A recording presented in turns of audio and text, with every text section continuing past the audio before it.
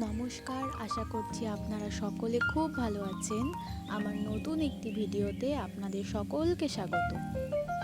দিনটি ছিল সোমবার এবং সময়টি ছিল ওই সকাল 10:30 নাগাদ, এবং আমি কৃষ্ণনগর লোকালে চেপে এবং জানলা দিয়ে বাইরের সবুজ উপভোগ করতে করতে চললাম আমার গন্তব্যস্থান কৃষ্ণনগরের উদ্দেশ্যে।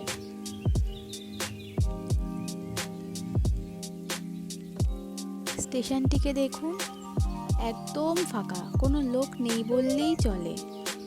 যাই হোক, চলুন আমরা যাই। স্টেশনটি পেরোতেই দেখুন কচুরিপানায় ঢাকা কি সুন্দর একটি জলাশয়, এবং তার চারপাশ দিয়ে দেখুন কি সুন্দর সারি সারি কত গাছ, কত মাঠ ঘাট, কি সুন্দর লাগছে তাই না? সব মিলিয়ে যেন আরও সুন্দর।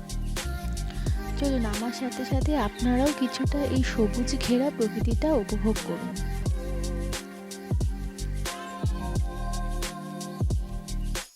দেখুন লাইনের পাশে কত কলা গাছ সারি সারি দাঁড়িয়ে আছে, আর দূরের ওই গাছগুলোকে দেখতে পাচ্ছেন?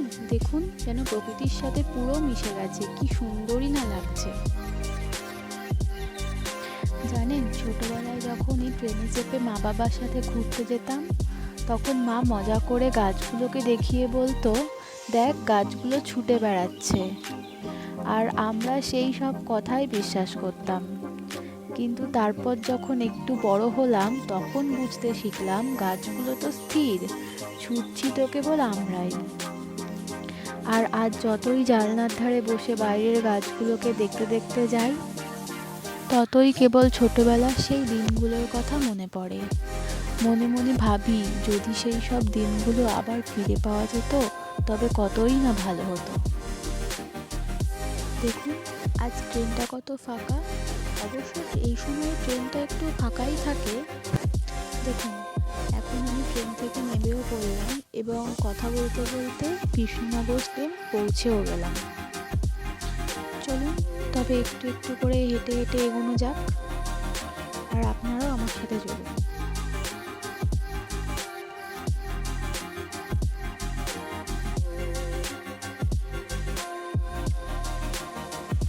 দেখুন স্টেশনে কত লোক, সবাই সবার গন্তব্যে যাচ্ছে।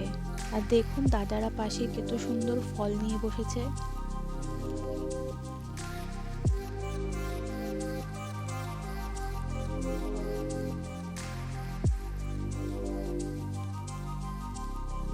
ও, আপনাদেরকে তো একটা কথা বলাই হয়নি, আজ কিন্তু আমি একা আসিনি, আমার সাথে আমার এক বান্ধবীও এসেছে।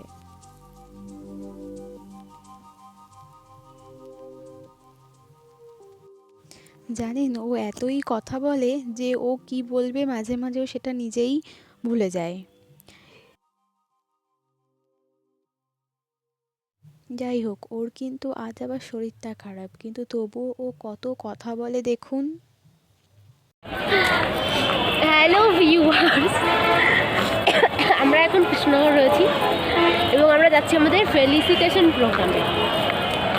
ও কেমন লাগছে আমাকে এবং আমার পার্টনার ইন ক্রাইম বলো সবাই। আমার শরীরটা ভালো নেই, ওই জন্য আমি এমনভাবে কথা বলছি আর কি। যাই হোক, ঠিক আছে, টাটা।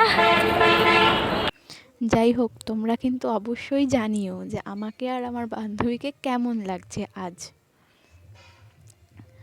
তো চলুন হাঁটতে হাঁটতে যাই আপাতত টোটো স্ট্যান্ডে, এবং সেখান থেকে একটা টোটো ধরবো এবং আমাদের যেই জায়গাটায় যাওয়ার আছে সেখানে আমরা যাই। এটা কিন্তু আমাদের ইউনিভার্সিটিতে যাচ্ছি না, অ্যাকচুয়ালি ইউনিভার্সিটির প্রোগ্রাম, কিন্তু এটা হচ্ছে কৃষ্ণনগর রবীন্দ্র ভবনে। তো আমরা সেই রবীন্দ্র ভবনের উদ্দেশ্যেই যাচ্ছি। দেখুন দেখতে দেখতে চলেও আসলাম রবীন্দ্র ভবনে, এবং এবার আমরা যাব।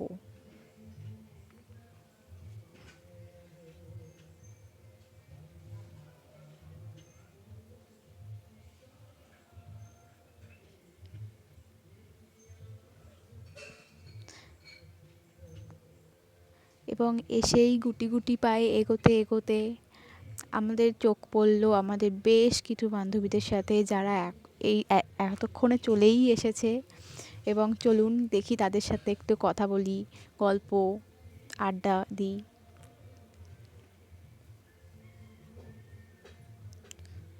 আসতে না আসতেই শুরু হয়ে গেছে ফটো সেশন। এখানে এক বান্ধবীকে বলছে কিছু ফটো তুলে দেওয়ার জন্য। তো সেই ফটো পর্ব মিটিয়ে আমরা চলে এসেছি মেইন যেখানে অনুষ্ঠানটা হবে বলে ঠিক করা হয়েছে সেইখানে।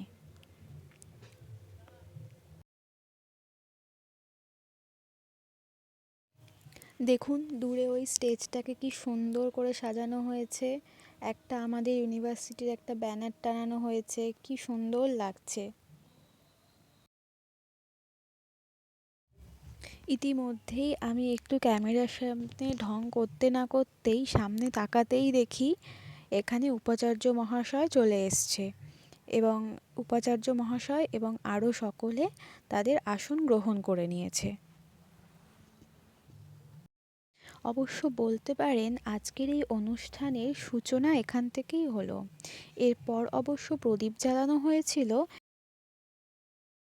প্রথমে অনুষ্ঠানটি একটি গান দিয়ে শুরু করা হয়েছে এবং গানটি আমাদের এক জুনিয়র গেয়েছে, শুনুন গানটি।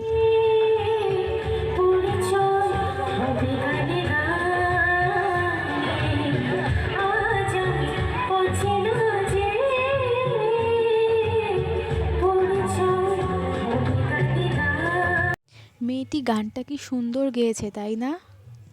আমারও বেশ পছন্দ হয়েছে।